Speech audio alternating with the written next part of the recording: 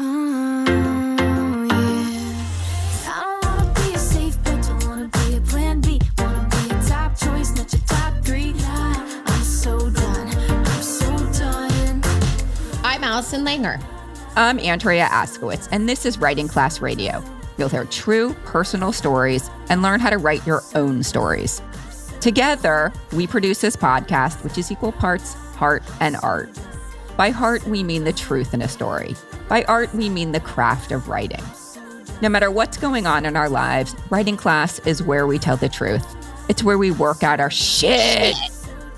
There's no place in the world like writing class, and we want to bring you in. Today on our show, we're bringing you a story by Janet Funk. Janet writes with us in first draft, second draft. She's awesome. I don't know. In this episode, we're going to share a story she wrote in first draft recently. In this essay, Janet writes about her experience sharing an essay she wrote with her family prior to submitting that essay to Business Insider. So she wanted to submit, but she said, I'm going to check with my family first. So that's what this essay is about, the process. This essay is about another essay that she shared with her family about her family. Right. The one that got picked up by Business Insider is about this horrible 4th of July family reunion when her brother Robbie drowned. As you would imagine, something that was a little bit scary to share with her family because they're all in it. Yeah. So we're going to discuss that age-old memoir question. How do we write about our family, especially when our stories are getting published? You're telling a story, but somebody else may have another story. The prompt that I gave in first draft when I was sitting in for you was something beautiful. Oh, that's good. Like that's what came out when something beautiful came out. Like that's what she wrote about, this beautiful reconnection with her family, I think. And her story that we're going to hear after the break is called Something Beautiful Happened When I Shared My Writing with My Family. We're back. I'm Andrea Askowitz, and you're listening to Writing Class Radio. Here's Janet Funk reading her story, Something Beautiful Happened When I Shared My Writing with My Family.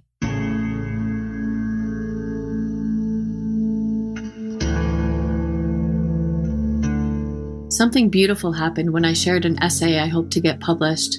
The essay is about my family on the day one of my brothers drowned. Before I hit the submit button, I pasted the essay into an email and sent it to everybody with this note.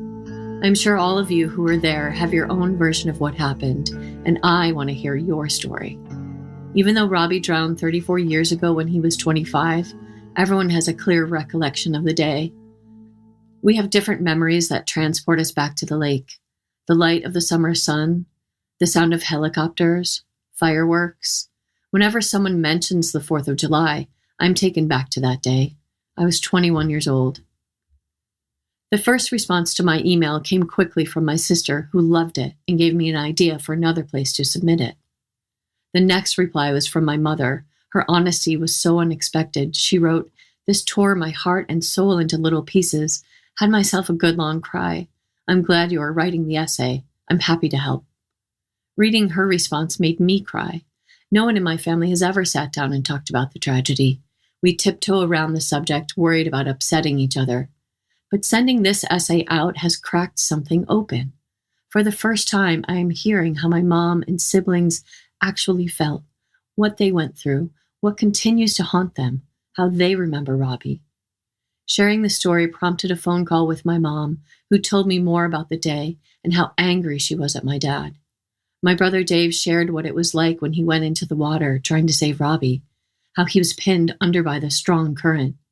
He admitted it was difficult to write about the accident. He wrote me a detailed recounting of it, but mentioned his Irish ability to lock things in a vault where he keeps the memories of that day. My brother Paul told me what it was like to have to identify Robbie's body, confirming it by pointing to a scar on his abdomen. I learned so much about my brothers in these emails, conversations too hard to have in person. I wrote the first draft of this essay in a creative writing class in 1995. I haven't shared my writing with my family until now, 2024. I'm 55 years old, and something beautiful happened when I did. I feel closer to them after sharing our experiences, our shared trauma. There's so much more I want to write about my family, and I believe this essay will make it easier to do, to get their consent. I've always wanted more from my family in terms of connection and support. I wanted to want to spend time with them. Because I wasn't connected to my family, because they were unable to give me the kind of relationship I wanted, I moved to the other side of the country in my 20s and took myself out of the family fray. I wanted to do my own thing and dip back into family obligations when I chose to. As we all get older, I want to reinsert myself into the family again. I want to show up in a way I haven't been able to as an adult. I want to go to family functions and spend more time with them. I want to truly know my family. I want them to know me.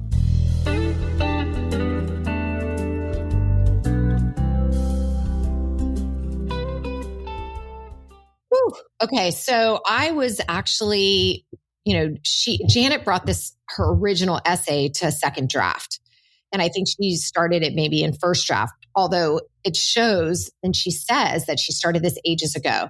So it's probably something she's written about for all these years, every time, just trying to get it out. And each time it comes out and it's so beautiful.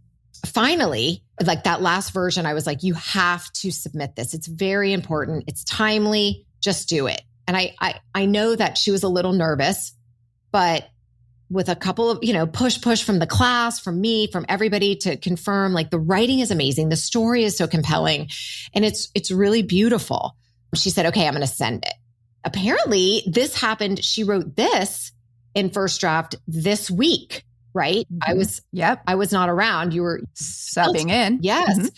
You called me and said, you have to hear what Janet wrote.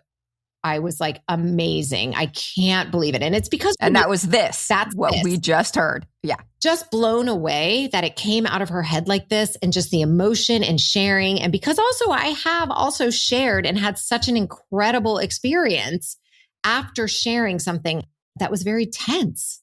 So I'm just amazed at how it came out and so happy that we could share it with all of our... But I also want to say that Business Insider said yes to her original essay. Yeah. It's not out yet, or it might be out by the time this comes out. I'm not sure when it is coming out, but as of our recording, the Business Insider hasn't published her piece yet, but she was successful. And then she wrote this about it. I love this story because it's like so many people ask me, like, how do I write about people in my family? How do I then publish something I've written about people in my family? And this narrator just like, she tackles that question by sending the story she wrote about her family to her family. And my God, the response was not what she expected. It was so much better than she expected. Everyone's opening up. It was like everybody since 1995, like fucking needed to write and talk. And she's like the hero of her family, it feels like. Well, let me tell you, I asked her, I said, why did you share it with them? Were you asked by the editor? Because I know like Noah Mickelson over at Huffington Post says, have you discussed this with the people in the story? And I've had to call my people and be like, Mom, are you okay if I mention your ALS? I had to talk to my son, Sloan. Are you okay if I write about you?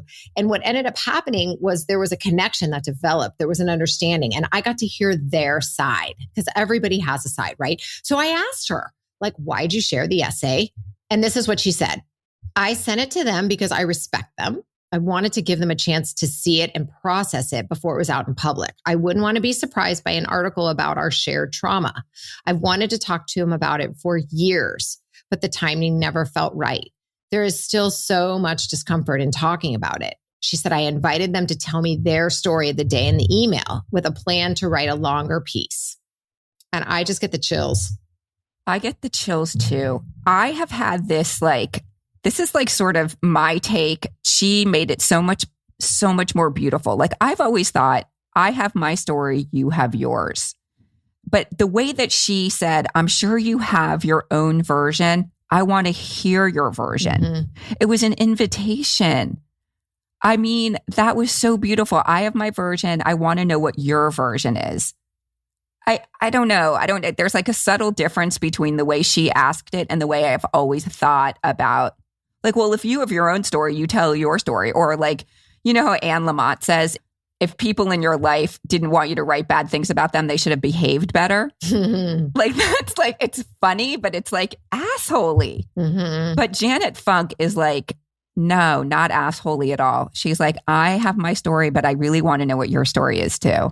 And I thought that was the most beautiful way to start this essay and to ask her family to talk about it with her.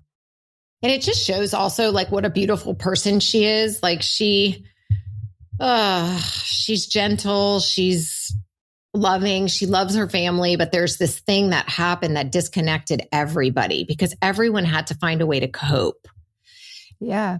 That often pulls people apart. I don't know the original story and I can't wait to read it in Business Insider, but I feel like I learned so much about what this family went through. Like we know that her brother drowned. We know that from the very beginning. And then we know it was 34 years ago. And then we know that like Dave, one of her brothers, tried to save him. Ooh, she gave us this amazing insight into what her family is like. Because Dave said that he has this Irish ability to lock things into a vault. Well, I'm guessing they all do.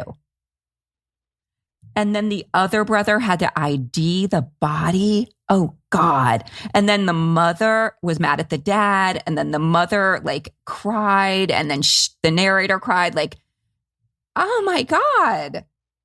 Yeah. And then she says that she wrote the original in 1995. So we know from this story that she's been going over it and bearing it and wanting to discuss it and wanting to get it out there for so many years.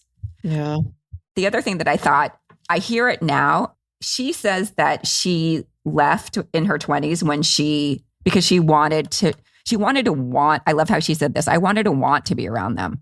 But she didn't feel connected to them. And then so she left. But now that she's getting older, she says she wants to show up for them. Well, she was only like, I don't know, she was in her last year of college.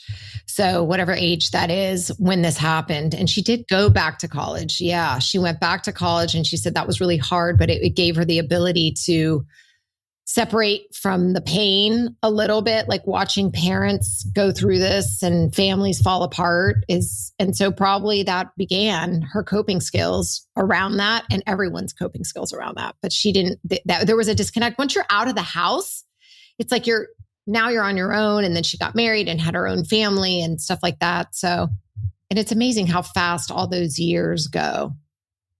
And before you know it. Yeah, I remember 1995. That was last week. I know. Whew. Well, I hate like being inspiring or whatever, or talking about inspiration. I don't know why, but this story does inspire me. And I hope it inspires other writers who are afraid. Because sometimes, same like what you just said before, like when you shared your story with your mom and when you shared your story with your son. I mean, whenever I share my stories with my kids or my wife, like, yeah, even if I'm not saying the nicest things about them, like it connects us. I know that's not always true for people, but maybe it is more than we know it. And that's what Janet Funk is showing us. Each time that's happened to me, somebody said, well, I'd like to tell you my side. And we must have this ability or disability of understanding any perspective other than our own. And then we start telling ourselves these stories that are not the whole truth. So this ability to hear somebody's story after being vulnerable with them about your own side of the story is an incredibly powerful way of reconnection and growth. So it's not something to be missed. It's like we forget this, and then this is the whole reason that we love storytelling, because it brings people together. Because you kind of can't dislike someone if you really know their story or if you're really open to hearing it. Yeah. Well, we all want the same things: love, peace, money. Had to throw that in. Chocolate. Oh, yeah. Anyway, Janet Funk lives in Portland, Oregon with her husband, Johnny, 2 sons, and Golden Doodle. In her free time, she kayaks, hikes, and writes. She also works at the best thrift store in town. I want to go visit. I like thrift stores. Yeah. You can find her writing on Substack at janetfunk.substack.com. Thank you for listening. And thank you, Janet, for sharing your story with us. When we have a link to the Business Insider article, we will also attach that to the show notes.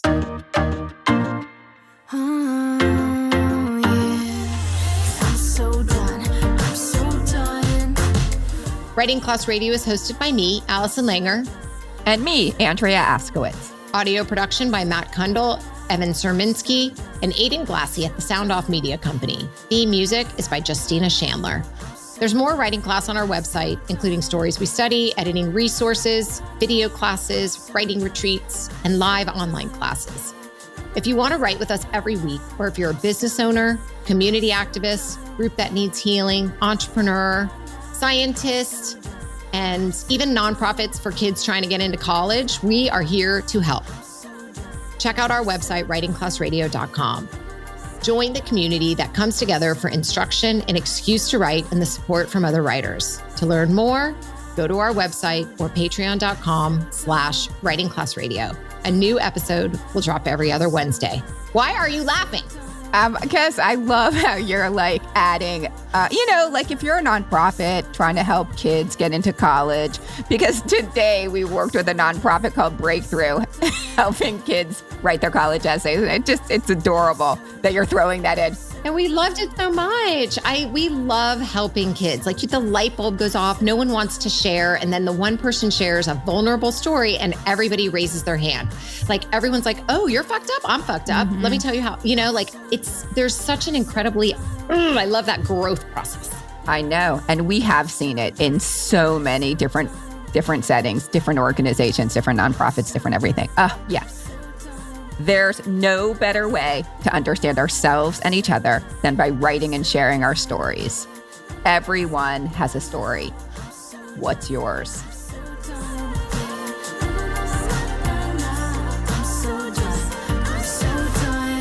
Produced and distributed by the Sound Off Media Company.